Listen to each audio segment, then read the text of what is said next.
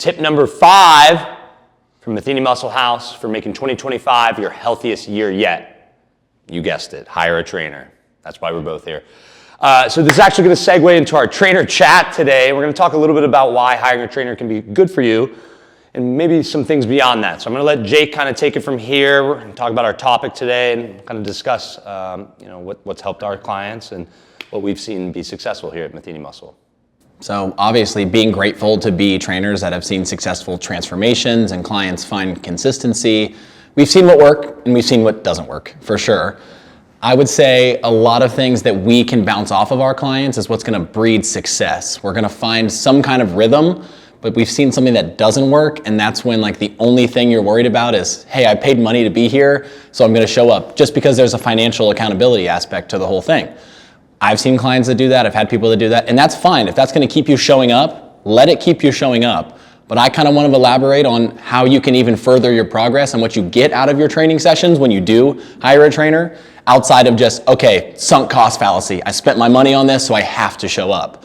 You should start developing things within that accountability with your trainer. So yes, the money may get you to show up. It's a luxury service. I understand that you're sinking something into it. Let that be the reason you show up, but then work with us to do things like set short-term goals, set long-term goals, develop a relationship that allows you to build and grow what you want to do with your training, doing more than just showing up.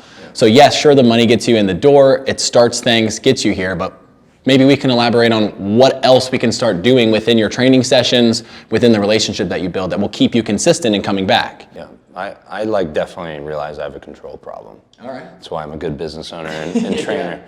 And sometimes when we have clients come in and they're like, hey, I want you to take care of all things fitness for me. Yes. And sometimes I like to hear that, right? It's like, okay, you know what? Like, I know they're not going off doing a bunch of other bullshit.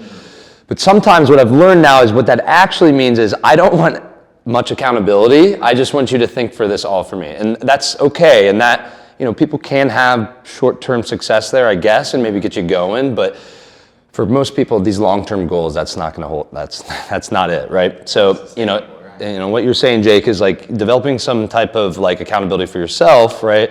Hey, like, all right, I'm going to come in and hit these weights this week, right? Something a little beyond of just showing up, right? And then we notice like those types of clients are the ones that had success.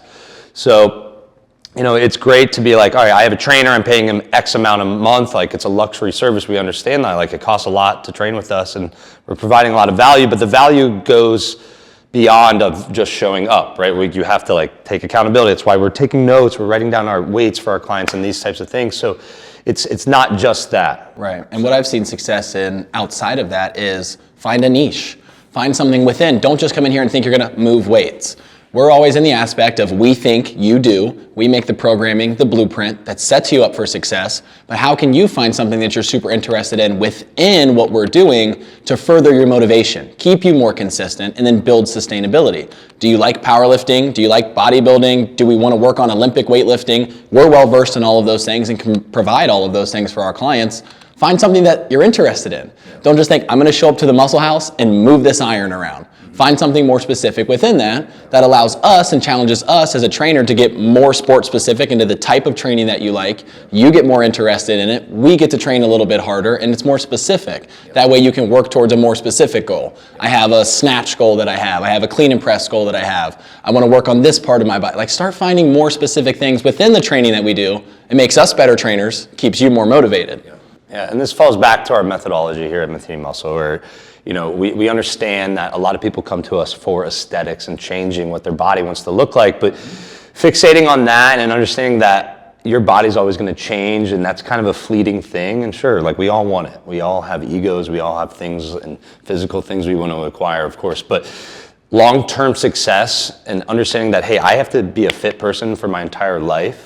So focusing on numbers over appearance, right, will carry you much farther. I promise you the appearance will always come when you fixate on kind of the important things like, hey, all right, I have this goal, I'm going to hit this. All right, that's the next thing. All right, I'm moving on to the next weight now, right? Or whatever it be. The simple thing we do here is body fat testing at Matheny Muscle, right? So we have a skin caliper. I do this a lot with my clients every 4 to 6 weeks, and this is a date on the calendar, right? My clients know it's coming up, right? So that's just one extra piece of accountability, right? That's it's the low hanging fruit, right? So it's super simple, right? Like you can bullshit, like, all right, you know what? I didn't hit it this 6 weeks, but that's one way to start. So we talk about getting a date on the calendar. That's another way to hold yourself accountable. But at the end of the day, if you're like, you know what? I'm just going to throw money at this and it's going to fix my problem, it's not going to fix your problem.